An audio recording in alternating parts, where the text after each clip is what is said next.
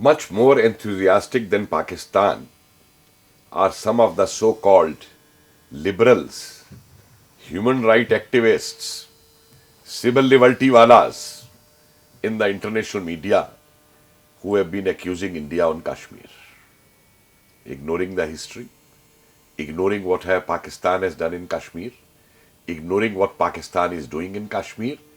They keep on reporting fake news.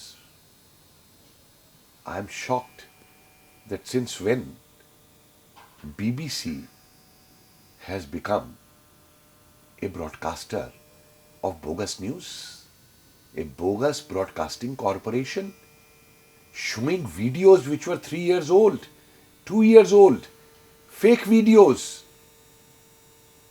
What a reputation BBC has.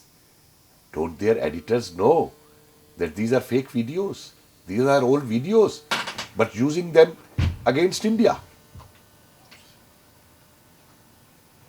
Not surprised, because BBC is doing what BBC did in 1948, when first time Pakistan had sent its troops, its Kabylis, etc., to invade Kashmir.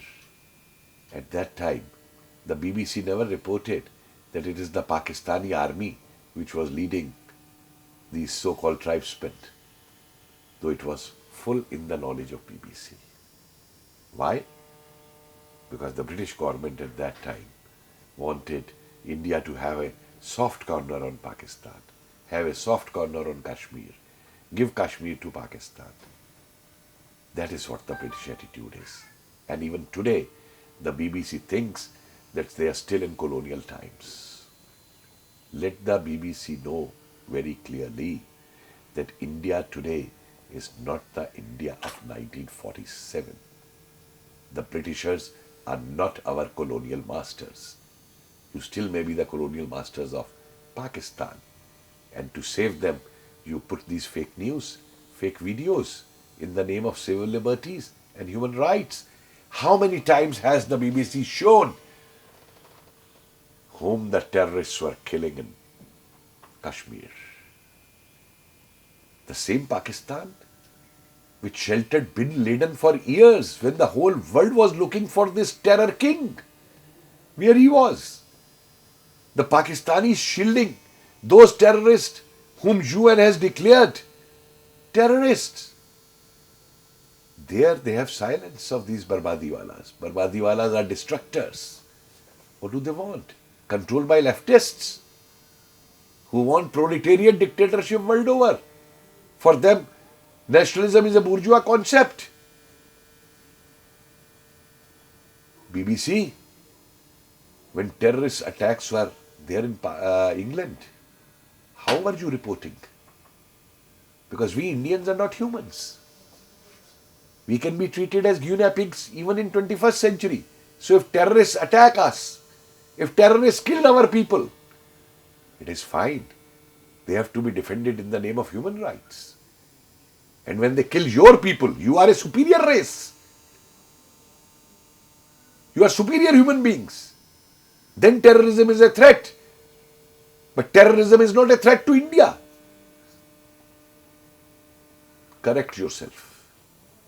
Don't lose your reputation. Is this your journalist ethics? Bringing in fake videos. Is this journalism? Or is it money? That you are being paid to do it? Your correspondents being paid to do it? Stop it. Stop it. Not only you'll lose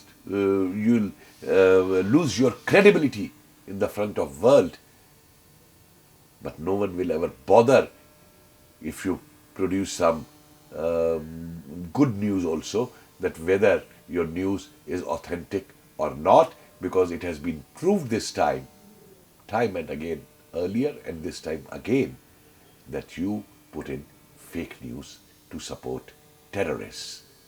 Have you become a part of ISI controlled organization? Are you being controlled by Pakistani army? Are you being controlled by Lashkar-e-Toiba? Are you being controlled by Al-Qaeda? That what they speak about India, that's what you report. So keep doing that. But I tell you, your journalism and your channel will not survive the test, and history will remember that how you are faking news for the terrorists. Though when it comes to terrorism in your own country, then you attack the terrorists. Terrorists is a worldwide phenomena. It has to be stopped worldwide. It is not that where you are sitting at London headquarters of BBC, no terrorist attack should be there. Terrorist attack cannot be here on our country also. And we know how to fight them out. We know how to tackle with them. Don't try to teach us these so-called human rights for the terrorists and their supporters and the separatists. We know how to deal with them. And for the common man, we have all the rights.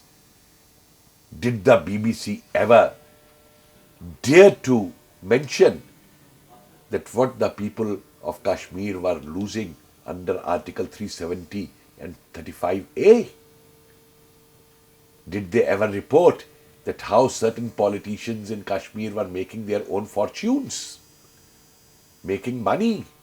People whose grandfathers were school teachers, now buying villas in London, properties world over.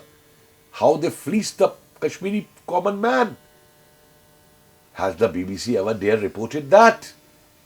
And has the BBC reported this?